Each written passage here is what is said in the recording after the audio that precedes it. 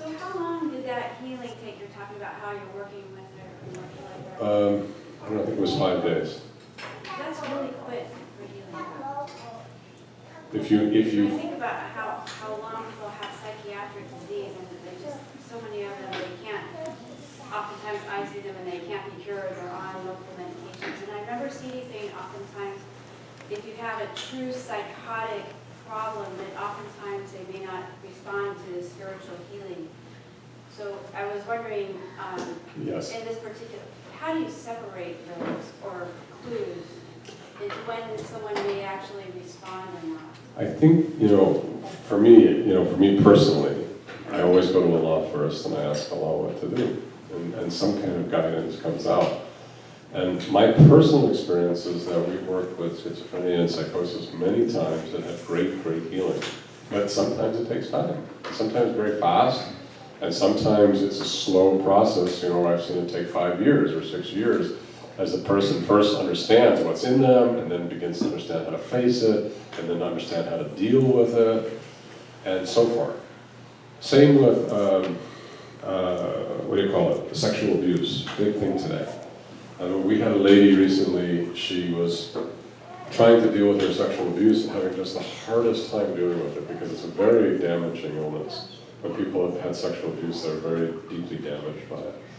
And she couldn't heal it, I kept saying to her, you have to be able to clean these images of the abuse and the fear around those images inside yourself. And she kept saying to me, no, I won't do it. And finally, just recently, she was able to get to the images and move them out. The images of the abuse, she was able to release the memories of them. And all the trauma went out, and she got through the trauma. And I asked her, I said, what happened? She said, the truth is, all I did is what you said. I found the images, but I had to go slow. I was going too fast for me. I had to go slow, so slow, like 1 mile an hour. And when I slowed it down to that level, I could deal with it, and then I could get them out. Okay, so again, the point of it, what I'm trying to make is that these realms of light, which composed of images and emotions and all sorts of things, live inside of us, all of us, and they can cause disease, but they also cause something else. They cause the illusion of separation from God. And this is what the third station is all about. As you walk this path and you go further and further, you're going to have to start taking responsibility for what's in your heart. Meaning you're going to have to be responsible for your feelings. You've got to get real. If you're angry, deal with your anger. If you're hated, deal with your hate. If you're sad, deal with your sadness. If you've been wounded and you've got a broken heart, deal with your broken heart. And it's going to hurt. You're going to have to deal with that pain because it's inside of you. But as you heal that, and you do, and you will, if you have the courage to be willing to face those things, and they can hurt deeply, and they can be strong, you will eventually come to a place where you enter the third station. This is, again, what this lecture is about. The third station, or the veils of light, are not about pain. They're about the opposite of pain. Thank you. The opposite of pain is as you go further, you're going to reach a place of self-satisfaction. Where you're going to say, I really like who I am. I really like what I do. I really think that I have arrived. I am beautiful. I do love myself. I am great. We are great people.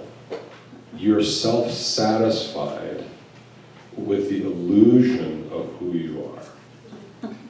Those are called veils of light. Okay? So in the third station, it's not so much anymore about dealing with what we call the dark turbidities. It's dealing with the light turbidities, the light issues, meaning the issues of self-satisfaction that keep you from what? Going beyond yourself to God. Okay?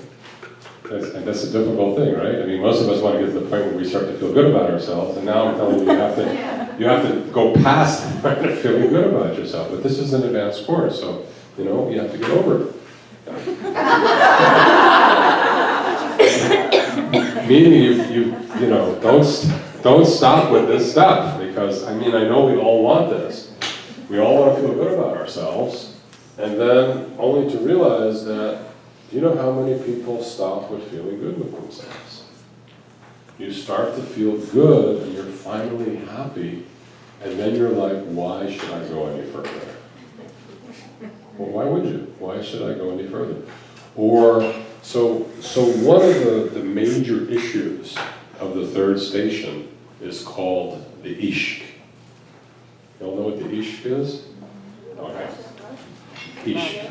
It's kind of like an itch, but it's really the ishq. Okay. The ishq. Have you ever heard that Ishqala Mahbubullah? You heard that song? That's the ishq. Ishqala Mahbubullah. Ishqala is ardent love for God. Ishqala. I love God so deeply. God is my beloved. More than anything in the world, all I want is to know God. That's the ishq. Now, the hallmark of the third station is the ishq. In other words, when you reach the third station, the love that you're going to feel for God is so overpowering that many people can't sleep. They're up all night crying for God. They're thinking about God all the time. They can't stop being with God. It's called ardent love. The love of God is so strong that they have to have this love all the time. Now this is a very powerful life. If you reach the ishq, for many people, they say it's the most powerful experience they've ever had in life. Okay? So in other words, the ishq means that when you have it, it's a jewel. It's a secret, and it's a jewel. Meaning that when you have the ishq, it's so strong and so powerful. And you hear about stories like Layla and Majnun. You know the story of Layla and Majnun? Some of you might have heard of it. Majnun falls in love with Layla. And he's so in love with her that all he can think about is Layla. And he's so in love, and he's so in love with his love of her, that eventually she shows up, and he says, go away, you're distracting me from my love for you. And he pushes her away, because all he wants is to love her. He doesn't want her, he just wants the love of loving her. You see, and when she came, she disturbed him. So he pushed her away and said, I don't want you, I just want to be in love with you, so stay away. Okay, this is the story of Layla and Majnun. But that's the ishq. That's the story of the ishq. It's this powerful love for God. Many of the Iranian, Persian, Hafiz, the poets that many people love today, Hafiz, are about this ardent love. Rumi is greatly about this ardent love. You know, later he transcended this stage and went further, but in the beginning he was speaking about this love for God.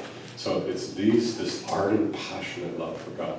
And many of you have touched it. I know you have moments. I've seen it, and many of you, I know many of you a long time, and I've seen moments, I've seen Noor, I've seen you on the ground, absolutely in love, crying for the presence of God. That's ishq. You know, I've seen in others of you where you've been down, crying for that presence of God. That's the ishq. You're desiring it so strongly. So the ishq is beautiful, but guess what? You gotta go past it. You have to go past it. You have to go past the ishq. You know what you surpass the ishq with? The ma'rifah. The ma'rifah means the knowledge of God through tajalli. So the way past the ishq, the hallmark of the third station is ma'rifah. It's the opening of divine knowledge through tajalli. This is a very specific state. When you get to that state, you'll see that for the first time, deep down inside of your being, the light of Allah begins to show itself. The light of Allah begins to reveal itself, and the knowledge of God begins to express itself inside your heart. Yes? What word to be said? Marifa? No. Tajalli? Tajali. Tajalli. Yeah, Tajalli. Tajalli means the flashes of inspiration that appear from God directly or through the angels. The Tajalli comes through. But when in time you start to have Marifa, Marifa means that you have direct knowledge coming from God. Now people ask about this a lot. They say, well, why don't I go to a psychic? Why did Prophet Muhammad, sallallahu alaihi wasallam, why did he say go to psychics? You know why? I'll tell you what psychics do, the real psychics. Not all, but many. What they do is they go to the shaitans tell them what's going on, and then they tell you. The average psychic, there's some that are not, goes to a shaitan, because the shaitans listen around you, gets the knowledge, tells them, and they tell you, and they can tell you specific things. The name of your husband was Roger.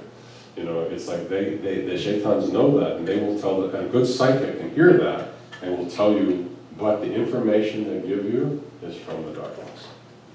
That's why Prophet Muhammad, he said, no psychics. There's that reason, because most psychics have no idea where they're drawing their knowledge from. Sometimes they draw it from Allah, sometimes they draw it from other things. They don't know. Okay. So the second level of knowledge is intuition. Where does intuition come from? Your soul. And sometimes the angels. But then there's a third level of knowledge, which is beyond that. Okay?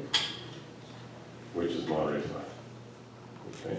So the third level of this knowledge of Marifa is the ending of the third station. The third station begins with the opening of the heart to ardent love, and it ends with the knowledge of God through the Marifa. When you complete those two major pieces, you're almost through the door of Fana. There's one last big piece, which I'm going to tell you about, and then you can kill me. But not that. Right? The third piece and the final piece is called the gathering. You heard about this? Okay, the gathering. The gathering of what? Good and evil. Why is there gathering of good and evil? Because God has a right hand and God has a left hand. God has all the creation of good, but God also created all the bad things in the world for a reason. If you're going to complete the third station, you have to understand goodness, but you also have to understand what evil is, why it's there, why it's operating, and how not to listen to it. When you can balance, meaning you're not listening to that, you're understanding the angel, you're understanding the devils, and you can hold them both in equality, you transcend both of them, and you go into the state that goes beyond either level, which are both creative places, into the state of God consciousness. Meaning you start to become aware of Hakikat al-Muhammadi. We say the truth of Muhammad. The truth of the Muhammad, or the Haq, is the first experience of divine consciousness. You don't become God, nobody becomes God, but you become aware of God's consciousness. You become aware of God itself. You become aware of it. You see? And that state of awareness of the presence of divine light, and not only awareness, but the witnessing of that light itself, is Hakikat. When you have that awareness and you see that light, you're with that light, you're not listening to Shaitan, because remember, Shaitan is very good at what we call the flashes. Shaitan can throw amazing flashes in front of you that look like enlightenment, and they're just Shaitan. So you have to be very careful with the flashes of light. And these flashes we call the luminescent veils. These veils that look like God, but in fact are illusion. To reach unity consciousness, you have to go past the veils of light, the flashes of light, the illusions of reality, and reach a state of witnessing the Haqiqah al-Muhammadi, the light of the truth of Muhammad, which is the first presence of the rays of the divine reality. And that is the goal of the first level of Sufism, is to reach this level of Haqiqah Muhammadi, the truth of Muhammad, the truth of all prophets, but the truth of the divine reality which becomes what you live by. So the third station is about those three things. Gathering the Ishq, discovering the Ma'rifah, finding the Ishq, discovering the Ma'rifah, gathering good and evil, and transcending it, and coming into the Fana, which is the annihilation of what? The human perception of reality. The human perception of reality. In other words, that what are you coming out of? You're fanaing yourself. You're fanaing yourself. It's like, you see people in fana, they can drive a car, but they're not present. They drive. There's some fragment of their information, of their being driving, but they are with God. Some people don't actually drive that well, actually. But there are people in that state that drive. Okay, so there is that state. You're with God, you're present with God, and there's small 5-10% of your consciousness is with the world, but 90% of it is gone. You're with God. This is the state of Fana. So Fana 21, the entrance, the completion of the third station of the soul, and the entrance into the reality of the secret of the Spirit of God itself, and the unfoldment of the light of God, ending up in the sun of the Haqiqah, is the completion of the third station. For many people, this is, see, it's said, this is the most challenging of the 7 stations right here. And this is a very long station. For many people, it can stay in the station for 20 years. It can be a very long station, but it can also be a very short station, if you understand. It doesn't have to be a long station. But why is it long? Because you're so happy with what you have. You're happy with your illusion. If you believe you're right, and you love being right, you're not going to change, right? And that means you're going to be stuck with being right. Now, what if your being right is actually really wrong? Or partly right, right? That you can live 20 years believing you're right and never go past it. But you know what? You won't reach to the world of truth because your being right is false. Does that make any sense? So if you have a false rightness and the realm of God is clarifying truth, and you won't let go of your falsity, how could you enter into the realm of truth? You can't. And you can spend your whole life, I mean, as a physician, I've been at the bedside of hundreds of people over my life who've died. And I would say that most, if not all, maybe 3 of all the people I've seen who've died were dying in a state of illusion. They all died in a state of illusion. So there's nothing that says that you're going to get through this life and not be in illusion. See? So why? Because Allah gives you everyone has the possibility of reaching the Haqiqah. But people don't reach it. Why? Because of 2 reasons. They either love the darkness in themselves and don't want to let go of it, or they're satisfied with the veils of light and they don't want to go past it. It comes down to that. It's that simplicity. And honestly, the people who walk the path will tell you the veils of light are actually more difficult than the veils of darkness. Why? Because the veils of darkness you suffer, and the veils of light you're happy. When I say difficult, I mean difficult to let go of. It's harder to let go of what you like. If you're in love with somebody who's bad for you, you're not going to let go of them. I remember if you're in love with, let's say you fall in love with an alcoholic, and they come home every night and they're drunk, and they're coming home and they're doing all sorts of bad things, but you're in love with that person. You will find every excuse in the world to stay with that person. No matter how bad it gets, you won't go. Because you love them. Even though it's not right, and even though you know you should go, even though it's not working, you continue with that process. So letting go of veils of illusion are not an easy thing. It's not an easy thing. What? Can you speak a little bit about contentment and self-satisfaction? Contentment, or rida, means contentment with God's decree. So when a person who has true peace is content. So if God gives them, who knows what, bankruptcy, They're content with it, because if that's really what the order is, then so be it. If God gives them loss, they accept it. If God gives them, whatever, they accept it because they understand it's from God. It's a trial, it's a teaching, and they accept it. And we all have loss, right? Everybody has had it. You've had it. I've had it. And you have to face those places inside yourself and deal with that loss.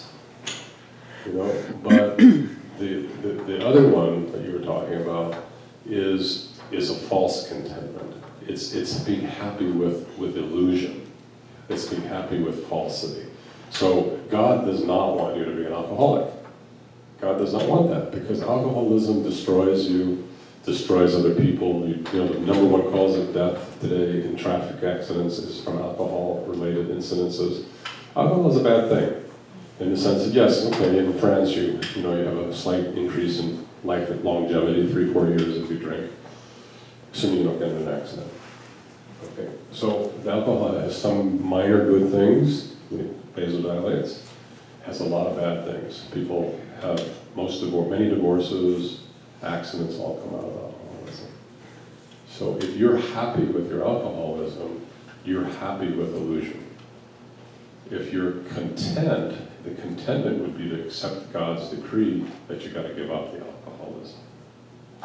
See the difference? The contentment is I accept what Allah says, get rid of it, I'm going to do it, and it really hurts and I don't want to. That's contentment with the decree. Choosing to continue to drink and continue to have that issue and destroy yourself and others is not rida. It's not contentment with Allah's decree. It's contentment with your choice. It's actually contentment with shaitan. It's with the passions that shaitan gives you. The results of that are ultimately going to be bad for you. Yes. So he writes about felicity and believes that happiness is not often, but he does, felicity is the word he Say it again. uses. So the ishq of Allah would bring happiness. The gathering would bring Actually, ecstasy. ecstasy. If you actually gather and you hold both of them, your being goes into ecstasy. That's interesting. The outcome of gathering is ecstasy. The happiness in its deepest level is contentment with decree. Happiness in its superficial level is contentment with passion. That you get what you want. That's the early stage of happiness. But true happiness, that happiness goes. You have it, you lose it. True happiness comes because you accept what Allah brings you. But that's still stopping, according to No, that's not stopping, because all you're stopping with is with what Allah makes. And if we go back to the initial teaching, when I was talking to you about unity, the unity of God is the gathering of all things in God. It's not the unity of Eckhart Tolle, where you're present with the moment and you experience oneness. You're in oneness with the moment. It's part of that. That's part of unity, but it goes past that. It's the unity of being in God's light and experiencing God's connectedness to all things. If you don't have God in the equation of oneness, you have not experienced Tawhid. Does it start with seeing God in everything? Yes. Good and bad? To find God in everything, to see God in everything, to know God in everything, and to experience God even in the bad things. That's one of the ways you reach it. So, for example, let's say that you marry somebody and that person turns out to be a disaster for you. Then you're sitting there saying, oh my God, I married this person, they're a disaster. But maybe deep inside, that person exactly was what God gave you to have what you needed. In other words, it doesn't mean your marriage had to work, but that person was reflecting back to you what was needed. Maybe you need to learn to stand up for yourself. Maybe you needed to learn to listen. Who knows? But that person might have been reflecting something back for you to learn. And if you had learned it, you would have gone further. Now, maybe you learned it, maybe you didn't. I don't know. But still, the person was there to teach you. So very important to to really look deep inside each of these experiences and don't judge them. Don't judge them until you understand why God sent them. Because some experience God sends you because that person you married might be there because you need to learn to listen. You're a stubborn son of a gun, excuse me, and you need to learn to listen. So God gave you a woman or a man that yells at you. And you're like, how dare you yell at me? Well, they're yelling at you because you're not listening. And you're saying, well, they're bad and they're rough on me and they're oppressive and they're violent. Well, the truth is they're yelling at you because you don't listen. The minute you start listening, they stop yelling. Isn't that interesting? But sometimes it's the other way around.